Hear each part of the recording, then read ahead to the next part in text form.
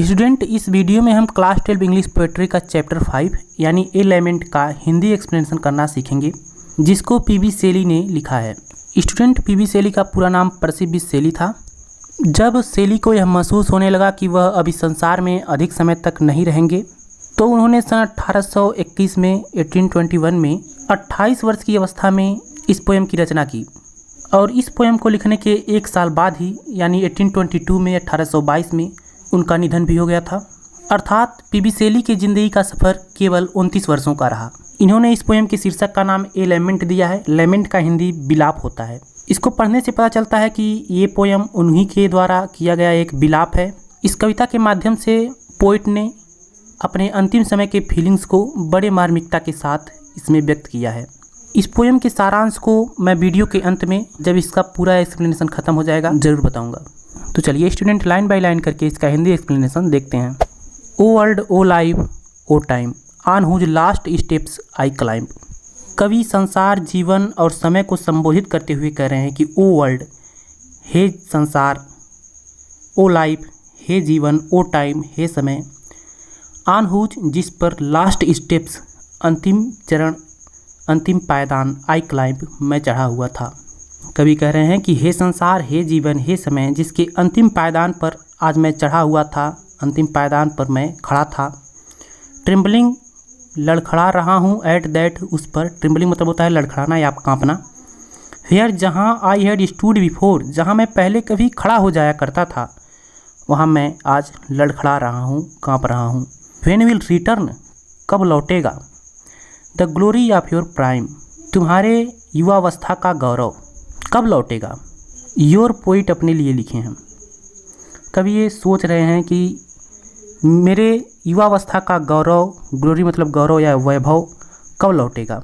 No मोर ओह, never more, no मोर ओह, अरे अब नहीं, नेवर मोर, कभी नहीं।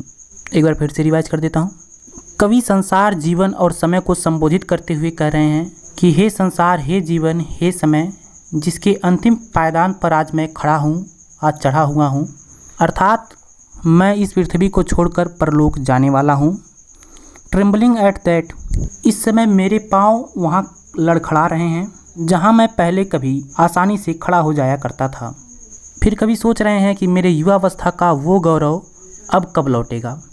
अरे अब नहीं और कभी नहीं, अर्थात वह समय अब वापस लौटकर नहीं आएगा।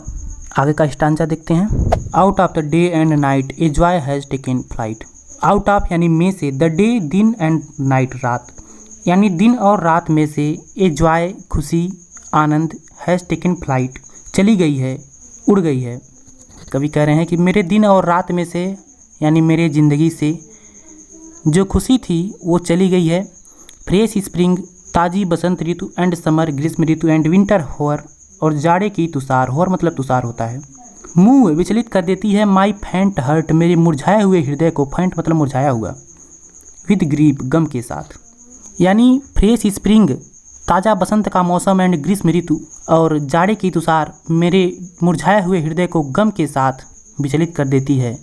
बट विद डिलाइट, लेकिन ये ऋतुएँ कभी मेरे ज़िंदगी को आनंदित कर देती थीं, डिलाइट करती थीं। नो मोर ओह, नेवर मोर, वो समय अब कब लौटेगा। तो नो मोर ओह, नेवर मोर, कवि कह रहे हैं कि अब नहीं, अरे कभी नहीं। फिर से रिवाइज कर देता हूँ। कवि कह रहे हैं कि मेरे जीवन से खुशी चली गई है, मेरे जीवन का जो आनंद था वो चला गया है।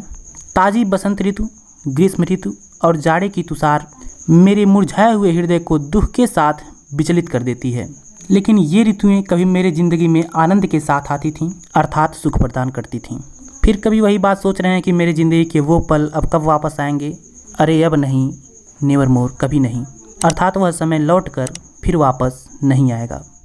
तो इस कविता के पढ़ने के बाद हमने देखा कि इस कविता में कवि के आत्मबंधन को दर्शाया गया है।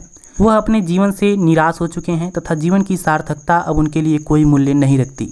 उन्हें एहसास होने लगा है कि मौत दबे पांव उनकी ओर बढ़ती चली आ रही है।